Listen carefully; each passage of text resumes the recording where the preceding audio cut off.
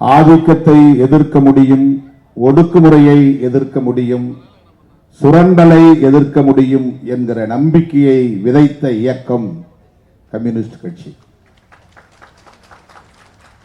முதலாளித்துவத்தை எதிர்க்க முடியும் என்கிற நம்பிக்கையை தொழிலாளர்களிடையே விதைத்த இயக்கம். தொழிலாளர்களை அரசியல்படுத்தி அமைப்பாக்கி அணிதிரட்டி முதலாளித்துவத்திற்கு எதிரான அறப்போர்களை நடத்தி சாதித்து காட்டிய இயக்கம் இந்திய கம்யூனிஸ்ட் கட்சி, இடதுசாரி இயக்கங்கள். பெரும் நிலவுடைமை சக்திகளாக இருக்கிற பண்ணையார்களை எதிர்த்து போரிட முடியும் என்கிற நம்பிக்கையை காலம் காலமாக கழனிகளில் உழன்று கொண்டிருந்த உழவர் பெருங்குடி மக்களை அமைப்பாக்கிய பெருமைக்குரிய இயக்கம் இடதுசாரிகள் கட்சி. சாதி ஆதிக்கத்தையும் எதிர்த்து போரிட முடியும் என்பதற்கு இன்றைக்கும் சாட்சியமாக நிற்கிற இயக்கம் இடதுசாரி இயக்கம் கம்யூனிஸ்ட் கட்சி. இந்த சமூகத்தில் நிலவுகிற வர்க்க முரண்களை எதிர்த்து, சாதிய முரண்களை எதிர்த்து, பாலின முரண்களை எதிர்த்து அந்த பாகுபாடுகளை களைய வேண்டும் என்பதற்கான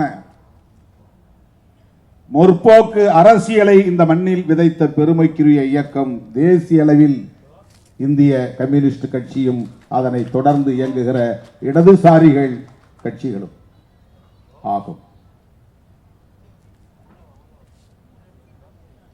இந்த மண்ணில்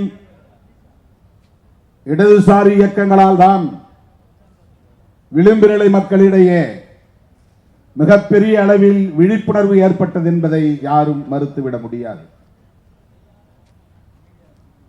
அவர்களை அமைப்பாக்கியதில், அரசியல் படுத்தியதில் மிகப்பெரிய பங்களிப்பு இடதுசாரிகளுக்கு உண்டு. அதற்காக இடதுசாரிகள் செய்த தியாகங்கள் அளப்பரியது. சாதி, மதம், மொழி, இனம், தேசம் என்கிற அடையாளங்களை தாண்டி உழைக்கும் மக்களை, விளிம்பு நிலை மக்களை நேசிக்கிற இயக்கம் இடதுசாரி இயக்கம். சாதியை பிடித்துக் கொண்டு தொங்குவதோ, மதத்தை பிடித்துக் கொண்டு தொங்குவதோ, மொழி, இனம் என்கிற அடிப்படையிலான தேசியவாதத்தை பிடித்துக் கொண்டு தொங்குவதோ முற்போக்கான அரசியல் இல்லை. உழைக்கிறவர்கள் யாராயிருந்தாலும், எந்த மொழியை பேசக்கூடியவர்களாக இருந்தாலும், எந்த மதத்தை பின்பற்றக்கூடியவர்களாக இருந்தாலும், எந்த தேசத்தை சார்ந்தவர்களாக இருந்தாலும் அவர்களுக்காக போராட வேண்டும் என்கிற போர்க்குணத்தை விதைத்த இயக்கம் இடதுசாரிகள் இயக்கம். அதனால்தான் சேக்குவேரா உருவாக முடிந்தது. அதனால்தான் மாவோ உருவாக முடிந்தது. இனி எந்த காலத்திலும் இந்த சமூக கட்டமைப்பை மாற்றவே முடியாது என்று முடங்கி கிடந்த மக்களை அமைப்பாக்கி திரட்டி ரஷ்யாவில் ஜார் மன்னர்களை வீழ்த்தி ஒரு ஜனநாயக புரட்சியை நிகழ்த்தி காட்டிய இயக்கம் இடதுசாரி இயக்கம். காலம் காலமாக மக்கள் இப்படியே அடிமைத்தனத்தில் உழலுகிறார்கள், அதற்கு பழகி போனார்கள். இனி அவர்களை ஒன்றும் செய்ய இயலாது என்று எண்ணாமல் அவர்களை அரசியல் படுத்த முடியும், அமைப்பாக்க முடியும், வெகுண்டடை செய்ய முடியும், படைகட்ட முடியும், ஆதிக்கத்தை எதிர்த்து போரிட முடியும் என்கிற நம்பிக்கையை விதைத்து சோவியத் புரட்சியை சாதித்து காட்டிய இயக்கம் இடதுசாரி இயக்கம். அதனை பின்பற்றி சீனாவிலே மக்கள் சீனம் அமைந்தது, பண்பாட்டு புரட்சி நிகழ்ந்தது. இப்படி உலகளாவிய அளவில் எங்கெல்லாம் மனிதகுலம் அடக்குமுறைக்கு ஆளாகிறதோ, உழைப்பு சுரண்டலுக்கு உள்ளாகிறதோ, அங்கெல்லாம் செங்கொடி பறக்கும் என்கிற சிந்தனையை விதைத்த அரசியல் தான் இடதுசாரி அரசியல். உலகளாவிய அளவில் வலதுசாரிகளுக்கு மிகப்பெரிய சிம்ம சொப்பனமாக உருவான இயக்கம் தான் இடதுசாரி இயக்கம். இந்தியாவிலும் அப்படி 100 ஆண்டு காலம் இந்த இயக்கம் அளப்பரிய சாதனைகளை செய்து காட்டியிருக்கிறது. அதற்கு நம் மண்ணே, தமிழ் மண்ணே ஒரு சான்று. அம்பேத்கரின் பெயரில் இயக்கங்கள் உருவாவதற்கு முன்பே, பகுத்தறிவு பகலவன் தந்தை பெரியாரின் தலைமையிலான இயக்கங்கள் இந்த மண்ணில் உருவாவதற்கு முன்பே அவை விரவி பரவி வளர்வதற்கு முன்பே ஒடுக்கப்பட்ட மக்களை அமைப்பாக்கிய இயக்கம், தஞ்சை கீழ்வெண்மணியில் இருந்த மக்களுக்கான விடுதலை இயக்கத்தை நடத்திய இயக்கம், சாதி ஒழிப்பை முன்னிறுத்திய இயக்கம், நிலவுடைமை ஆதிக்கத்தை எதிர்த்த இயக்கம், அதற்காக சிந்திய ரத்தம் அளப்பரியது, சந்தித்த நெருக்கடிகள் அளப்பரியவை. அப்படி இந்த மண்ணிலே, தமிழ் மண்ணிலே இத்தனை சாதனைகளை படைத்ததை போல இந்தியாவின் எல்லா மாநிலங்களிலும் இன்றைக்கும் செங்கொடியினர் நடத்தி இருக்கிற சாதனைகளின் சுவடுகள் மறைந்து விடவில்லை. இன்றைக்கும் ஒடுக்கப்பட்ட மக்களுக்காக, பழங்குடி மக்களுக்காக ஆயுதம் ஏந்தி களத்தில் நிற்பவர்கள், அவர்களுக்கு நாடாளுமன்ற ஜனநாயகத்தின் மீது நம்பிக்கை இல்லாமல் இருக்கலாம், தேர்தல் அரசியல் மீது நம்பிக்கை இல்லாமல் இருக்கலாம். நாடாளுமன்ற ஜனநாயகத்தை நம்பி களத்தில் நிற்கிற நம் மீது அவர்களுக்கு முரண்பாடுகள் இருக்கலாம். ஆனாலும் அவர்கள் நமக்காக போராடுகிறவர்கள். இன்றைக்கு கார்ப்பரேட் மயமாவதை எதிர்த்து நிற்கிறவர்கள், முதலாளிய சுரண்டலை எதிர்த்து நிற்பவர்கள், எல்லாவற்றையும் விட ஆதிக்க சாதி வெறியர்களை எதிர்த்து இந்த ஒடுக்கப்பட்ட மக்களின் விடுதலைக்காக, பழங்குடியின மக்களின் விடுதலைக்காக கடுமையான நெருக்கடிகளை, சவால்களை களத்திலே சந்தித்துக் கொண்டிருப்பவர்கள் இடதுசாரிகள். அவர்கள் மார்க்சிஸ்ட் லெனினிஸ்ட் என்ற பெயரில் இருக்கலாம், மாவோயிஸ்ட் என்ற பெயரில் இருக்கலாம். ஆனாலும் அது இடதுசாரி அரசியல், அது முற்போக்கு ஜனநாயக அரசியல், அடையாள அரசியலை தகர்க்கும் புரட்சிகர அரசியல். நாம் நம்புகிற இந்த நாடாளுமன்ற ஜனநாயகத்தை அவர்கள் மறுதலிக்கலாம், ஆனால் அவர்கள் மக்களுக்காக நிற்கிறார்கள். ஆக இந்தியா முழுவதும் இன்றைக்கு ஒடுக்கப்பட்டவர்களுக்காக, உழைக்கிற மக்களுக்காக, விளிம்பு நிலை மக்களுக்காக, பெண்களுக்காக, தொழிலாளர்களுக்காக, உழவர்களுக்காக சிந்திக்கிற இயக்கமாக, செயல்படுகிற இயக்கமாக,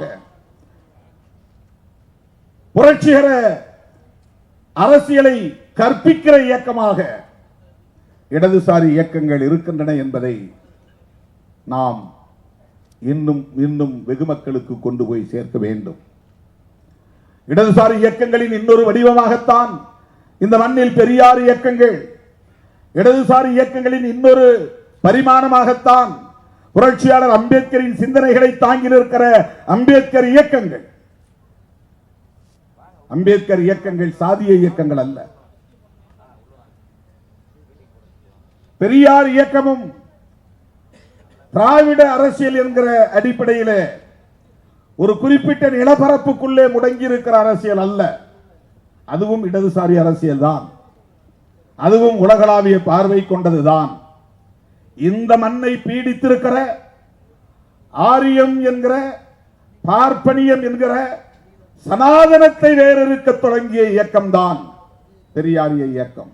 எனவே பெரியாரிய இயக்கமும் ஒரு இடதுசாரி இயக்கம்தான், அம்பேத்கரிய இயக்கமும் இடதுசாரி இயக்கம்தான்.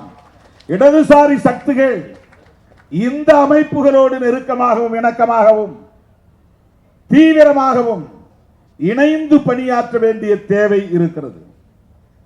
நான் அடிக்கடி இடதுசாரிகளின் மேடைகளில் சொல்லுவதுண்டு, மாயாவதி, ராம்விலாஸ் பாஸ்வான், ராம்தாஸ் அத்வாலே போன்ற தலைவர்கள் எல்லாம் வலதுசாரிகளோடு போய்விட்டார்கள் என்று நாம் விமர்சிக்கிறோம்.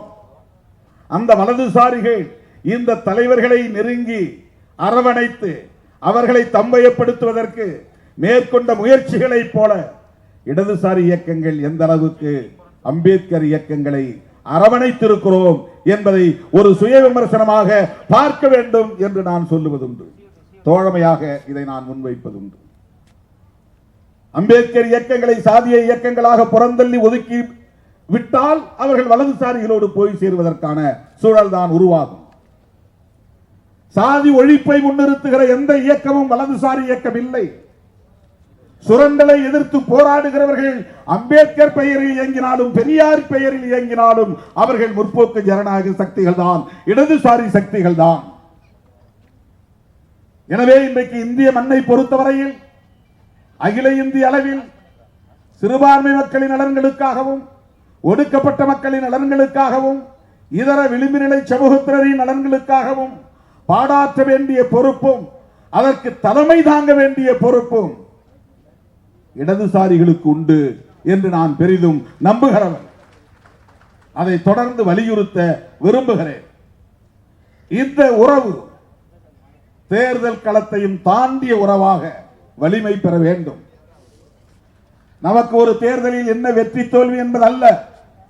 தமிழ்நாட்டை சூழ்ந்திருக்கிற வலதுசாரி அரசியலை, சனாதன அரசியலை முறியடிப்பதற்கு திராவிட முன்னேற்ற கழகத்தின் தலைமையிலான மதசார்பற்ற முற்போக்கு கூட்டணி வரிந்து கட்டிக்கொண்டு களத்திலே நிற்கிறது.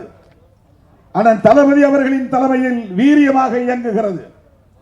இந்த கூட்டணியை சிதறடிக்க வேண்டும், சிதைக்க வேண்டும் என்று சூதுமதியாளர்கள் சூழ்ச்சி பல செய்கிறார்கள். அந்த சூழ்ச்சிகளை முறியடித்து தமிழ் மண்ணில் உங்களுக்கு வேலை இல்லை என்று விரட்டி அடிப்பதற்கான நாட்கள் மிக சொற்பமாக இருக்கின்றன. களம் நெருங்கிவிட்டது, காலம் கனிந்து விட்டது. அவர்களுக்கு உரிய பாடத்தை புகட்ட வேண்டிய பொறுப்பும் கடமையும் நமக்கு இருக்கிறது. அந்த களத்தில் இடதுசாரிகளோடு என்றென்றைக்கும் விடுதலை சிறுத்தைகள் ஒற்ற துணையாக இருப்போம்.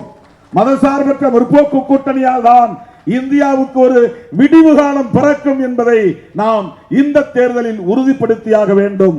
அதற்கு ஒருங்கிணைந்து செயல்பட என்றென்றைக்கும் நாம் ஒரு களத்தில் கைகோர்த்து நிற்போம் என்பதை சொல்லி, 100 ஆண்டு காணும் இந்திய கம்யூனிஸ்ட் கட்சி இந்தியா